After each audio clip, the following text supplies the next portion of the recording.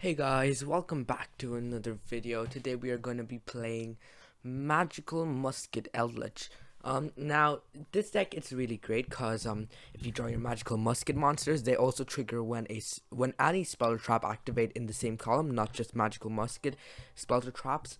But if you don't know what magical muskets are, they are a very underrated rogue deck. Mainly their monsters let them activate their archetype spells and traps straight from their hand during either player's turn, and those spells and traps actually have pretty decent effect. Like Magical Musket Cross Domination lets you negate the effect of a monster on field and change its attack to 0. Magical Musket Desperado lets you pop a card on the field, and if you control a magical musket, once again you can just activate that straight from your hand. Your opponent will not see it coming. And they also have Magical Musket Last Stand, which is a spell trap negate. So right here, the Magical Musket spell traps in themselves are a bit of a brick if you do not draw the Magical Musket monsters. I'm thinking of taking this card out, Dancing Needle, but it does pretty much wreck graveyard based decks. So we are going to be going first. We're going to be activating Curse Eldland, and we're going to of course search our Eldlich, not Eldritch Golden Lord. I think we search the Conquistador because we already have Elixir of Black Awakening in our hand, so we can just activate that straight from here. And we're going to be summoning Eldritch Golden Lord, set 3 pass. So the set cards are Elixir of White Destiny in case our Eldritch Golden Lord is beaten up, or we also have Golden Land Forever to negate.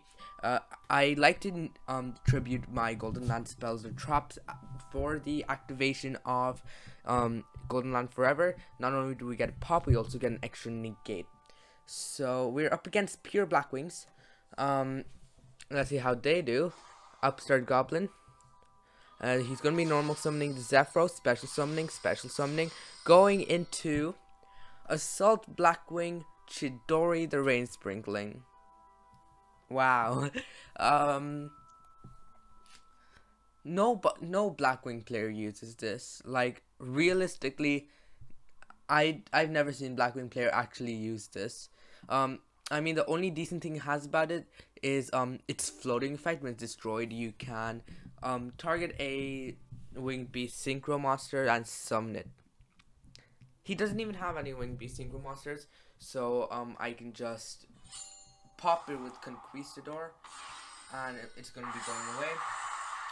So now we draw another Conquistador. I was planning on searching another Conquistador, maybe with Eldland or my Black Awakening, but that's not required, I guess.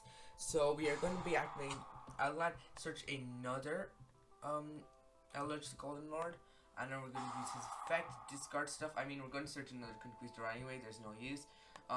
We're getting the Blackwing, the Cloak, and now we're going to use the Eldritch Golden Lord effect, get rid of the Elixir of Black Awakening, in order to summon it.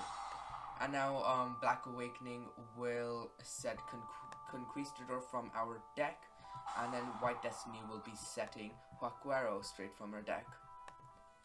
Now we're just going to attack. Right now we have enough for 6,000 points of damage. We probably could have already beaten him by now. I believe you can just activate Gustav Max. You can overlay into Gustav Max 2,000. Overlay into Juggernaut Libe, it gains 2,000, and then it can attack directly for 6,000. That would also win, but what's the fun in that? Cowboy for game. This is Cowboy for game 2.0. If you're playing trains, attack with everything. This is your cowboy. So now, I mean, you don't even have to rely on your opponent having 800 life points. 2,000 is just fine.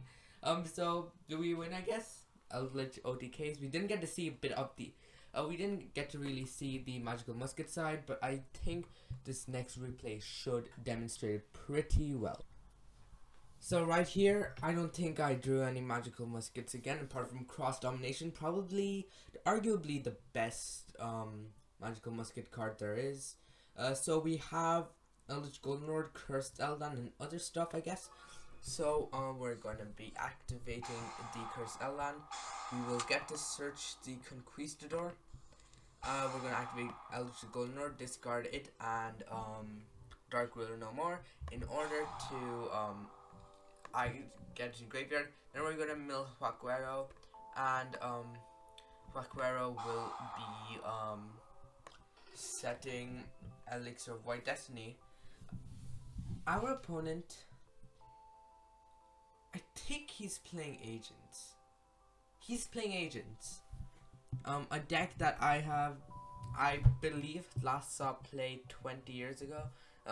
Probably not even 20, probably a couple centuries. But I guess he's playing them. He's got 2 Entropy Uranus. How about we read this? Read these. Nah, who cares about reading them? Oh, we can just activate Conquistador and stuff, I guess.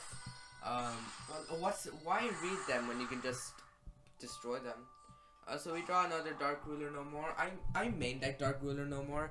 Mainly because I like to play singles a lot, and Dark Ruler no more is pretty much a necessity in singles. You don't know whether you're gonna go first or second. So we're gonna be getting the Conquistador of the Golden Land. We're going to switch our Eldritch to Goldenor to attack. There's no real I don't really think I should put that Conquistador in attack. I mean, any monster that he summons, I can just pop with Conquistador again, but it doesn't make too much of a difference. Let's just toy it with him another turn. You're normal summon Agent of Miracles Jupiter. Want to know what this does? I don't care. I don't really read. I don't read these. So we're gonna activate Conquistador. He's gonna chain Parshat Rebirth. Let us see what this thing does. Oh yes, and by the way, he only has 7 cards in the extra deck. Is he like playing some sort of structure deck?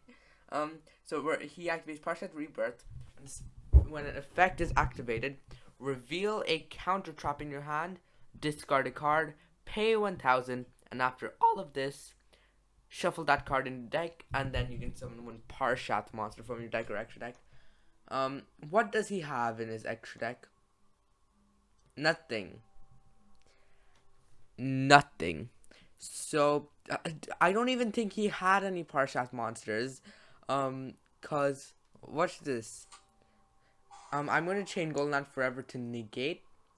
He's gonna activate Solemn Judgment, and I guess that negates. And he doesn't summon any Parshats from his deck or extra deck. Why are you running this if you don't have any Parshats in your deck or extra deck? So we draw Magical Musket Casper. Of course, a brilliant card in Magical Muskets, arguably better than Magical Musket Starfire, I believe the name is.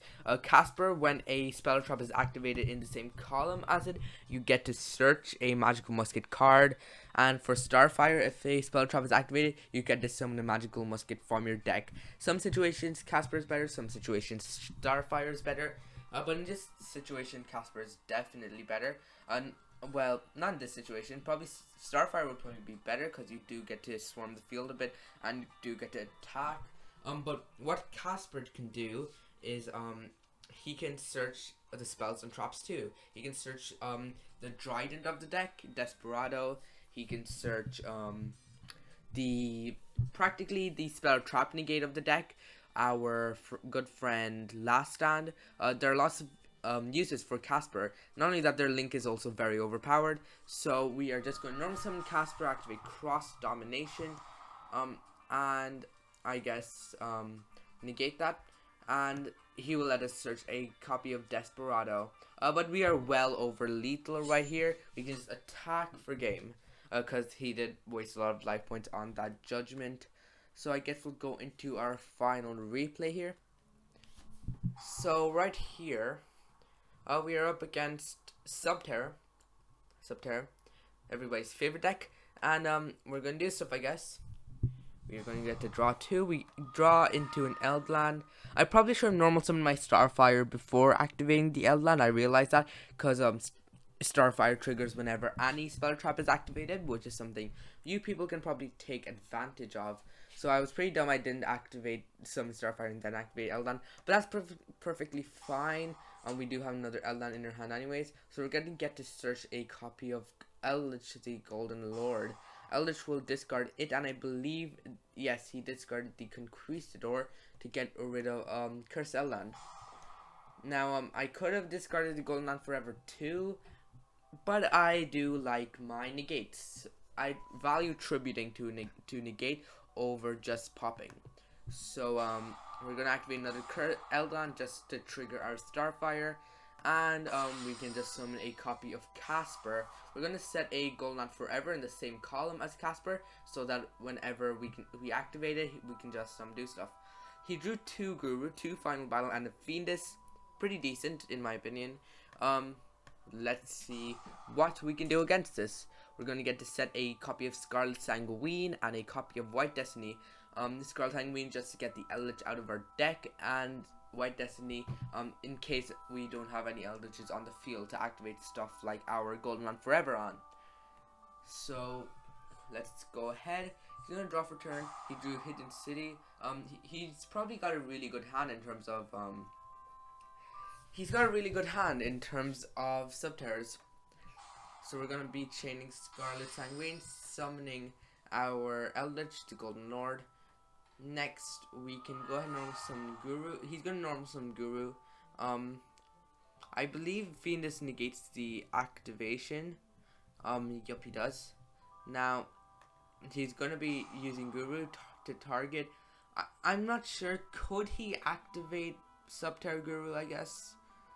No, I don't think he could, cause Golden Land Forever spell speed 3 can't chain Subterror Fiendus. It's kind of the same problem with Apex Avian. You can negate stuff like Solemn Judgment. So I guess he's just gonna have to take the L, and he surrenders. He didn't really have much of a follow-up play. He just set Subterror Final Battle Pass, I guess.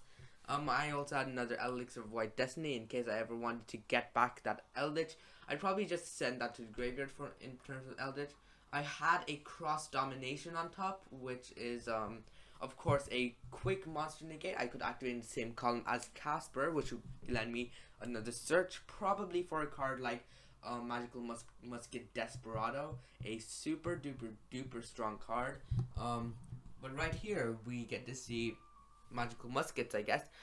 Magical Muskets are probably one of my most favorite rogue decks. They truly do have a lot of potential, and we'll just head straight into the deck profile. So to start off, we have 2 copies of Eldritch the Golden Lord. Pretty standard in most Eldritch decks. They don't run 3 because of the amount of ways they have just to recur your Eldritch.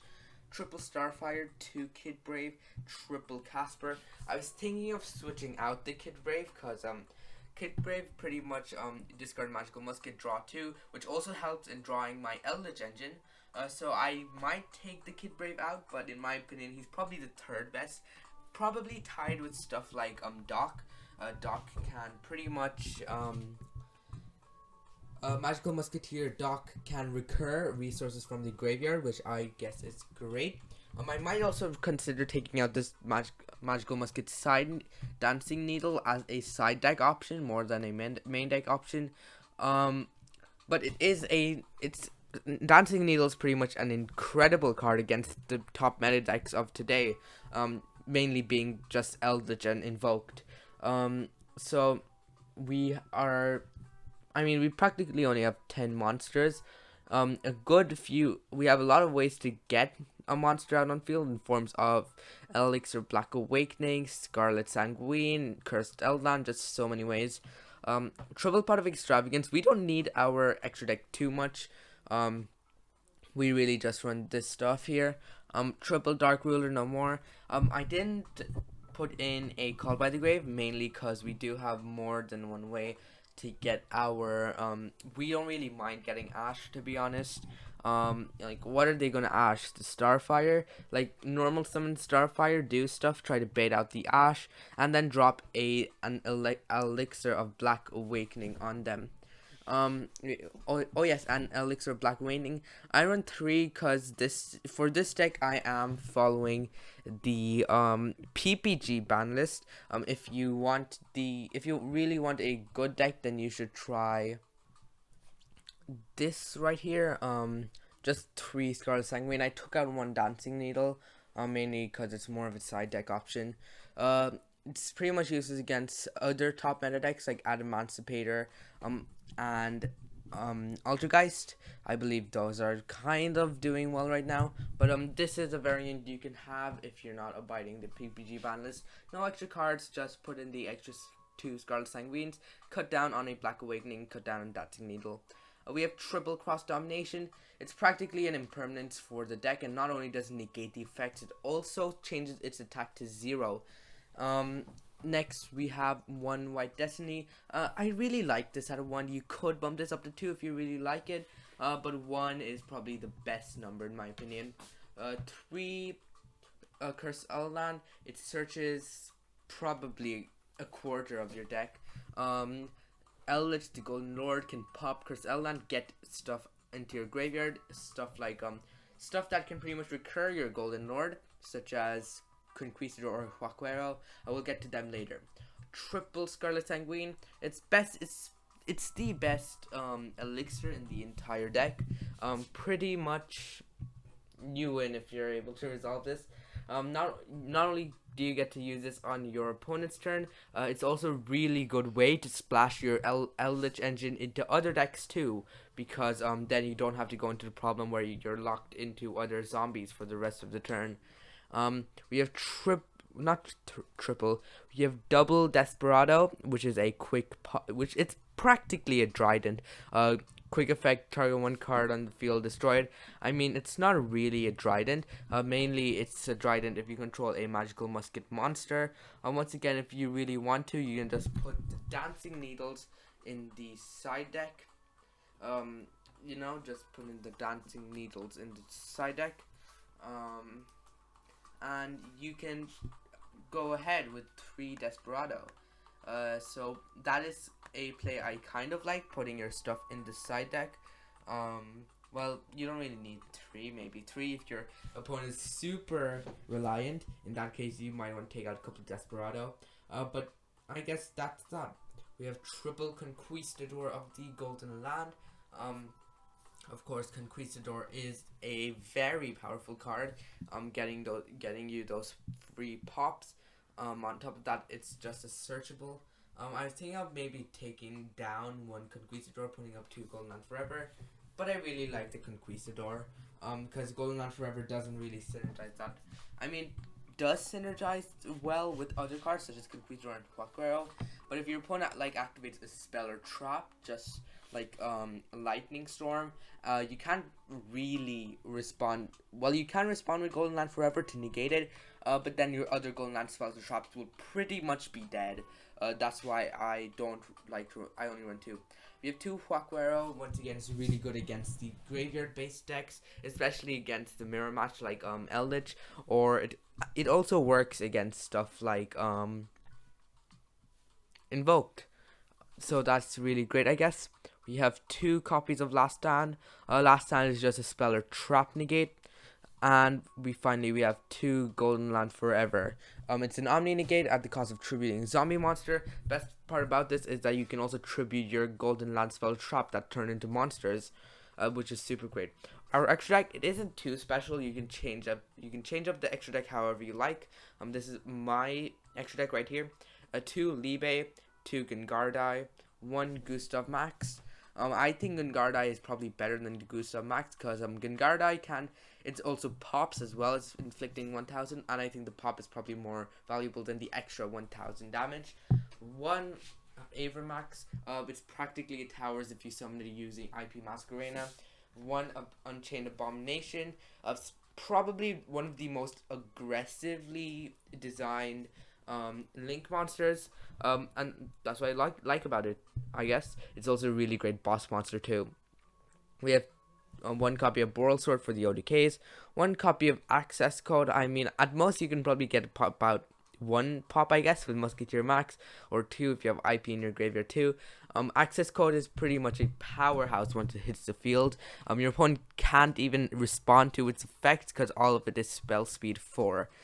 We have 1 Appaloosa. Appaloosa is Appaloosa. It's probably one of the best Link monsters, if not the best Link monster of all time. One Nightmare Unicorn. Nightmare Unicorn, it's pretty much, I don't know. It's a trident, except it doesn't pop, I guess. At the cost of discarding monster, not discarding monster, discarding card, of course. And the thing I really like about this is that you can also discard your your cards that have graveyard effects, which is super great. We have one copy of IP Masquerena. I usually like to make an Avermax using IP Masquerena, and then it's not targetable. It can't be destroyed.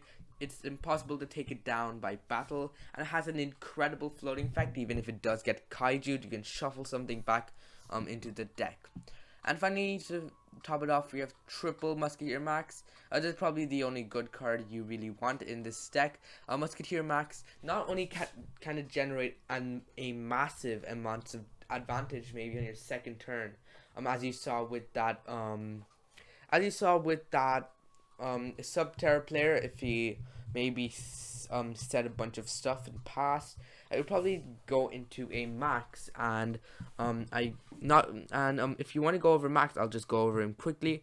You can activate one of his effects. You can add magical musket spells or traps with different names up to the number of monsters your opponent controls, or you can summon magical musket monsters from your deck up to the number of spells and traps your opponent controls. So in terms of I guess special summoning monsters right now, trap heavy decks are pretty much in the meta right now.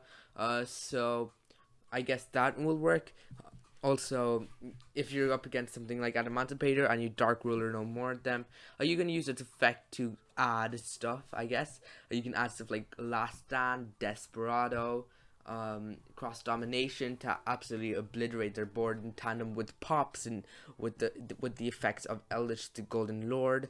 There are just so many ways you can take advantage of Magical Musketeer Max. It's insane. So that was the entire deck profile. I hope you liked it. Do like and subscribe, and I will see you in my next video. Bye bye.